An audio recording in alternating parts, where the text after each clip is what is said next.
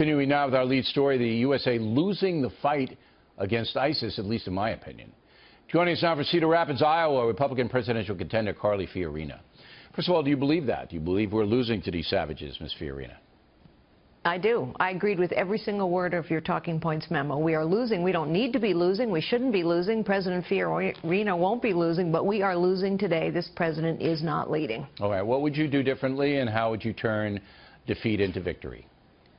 Well, first, at home, we have to give our investigators access to every piece of information they need to track down would-be terrorists and to investigate terrible terrorist attacks like San Bernardino. Second, so a new Patriot Act, then? You'd want a new Patriot Act with expanded for example, powers? Tom Cotton. Well, the Patriot Act is 14 years old, and technology has moved on, generations actually in 14 years, having come from the technology industry. But for example, today, both Tom Cotton and Mike McCall proposed very common sense rules that would give FBI investigators access to more than 2 years of information. Okay. Those should be passed. All right. So we need to ask private sector Patriot companies. Act. Got it. What else? And ask private sector companies to help us with this new encrypted technology.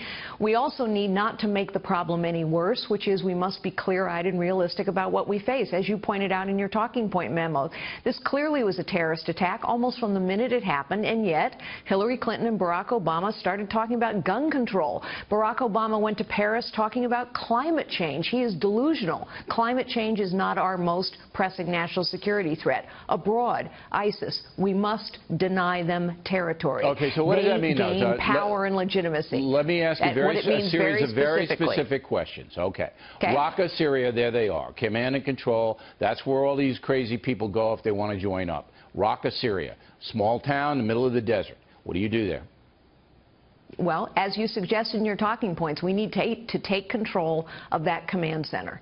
We need a far more effective bombing campaign, which means we have to change the rules of engagement. We need to equip our allies with what they have been asking us for years now. Years. Jordan, it's not just the Kurds who've been asking us for arms, way too little too late from this president. The Jordanians have been asking us for bombs and materiel for at least a year and a half. We haven't provided it. I will. The Egyptians have asked us to share intelligence. The Jordanians, the Kuwaitis, the Egyptians, the Saudis, the Bahrainis, the Emiratis, the Kurds. By the way, I've been in this region. I've traveled there for a long time. I know the leaders of many of these countries. They have asked us for support. We need to provide leadership support and resolve, because while we can defeat this enemy, we need their help, actually. Would you mobilize NATO? Need to be part of this force. Would you mobilize NATO through Rule 5 to attack ISIS and thereby get your ground force and go in? Would you do that? I would not necessarily yet. I'm not ruling it out. But I think the Sunni Arab allies are a very important part of this. Why? Because the caliphate that ISIS controls, that territory, I believe, must be retaken by mostly Sunni Arabs. Okay, but it's not easy to get those people to put their and train them and all that. And on that note, wait, Ms. Fiorina. But Bill, just. Okay. It's doable, but not easy. On that note... It's not easy, but by the way, it's worse when we are helping Iran, their arch enemy. Okay. And because we have helped Iran, they don't trust us right now. Now, tonight in South Carolina, Donald Trump said this about all Muslims. Roll it. Donald J. Trump is calling for a total and complete shutdown of Muslims entering the United States until our country's representatives can figure out what the hell is going on.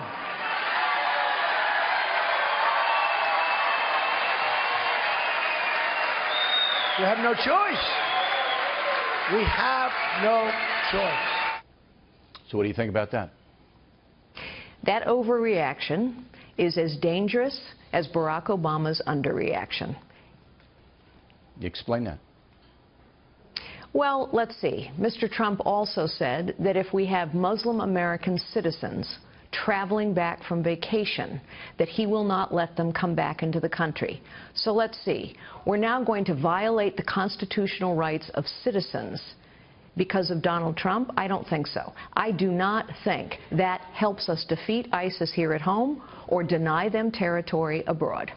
All right, because this is going to be, you know, what Mr. Trump is doing is mobilizing anti-Muslim sentiment around him. That's right. He is mobilizing anti-Muslim sentiment. He is preying on the fears of the American people. It is called rabble-rousing.